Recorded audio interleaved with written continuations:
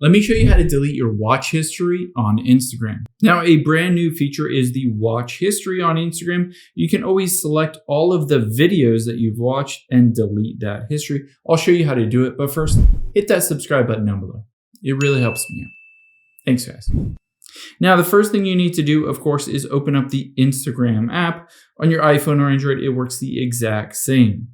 Now, from here, we need to get to your settings. So at the bottom right, tap on your profile. And you'll see at the very top right are those three lines. Let's tap on those. Now within here, keep in mind this is a brand new feature. So if you don't see this, you might need to update the Instagram app on your iPhone or Android. From here, we're going to scroll down and we're going to choose your activity. And within your activity, again, a brand new feature towards the bottom is called Watch History.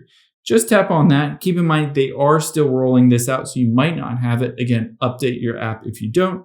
Just hit select on here, choose one or all of these videos that you have watched, and then hit remove at the very bottom. And you can see remove your real history from Instagram. I can go like that and it says no recently watched history. Hope this helps. If it did, again, hit that subscribe button down below. It's the best way you can say thank you. Thank you.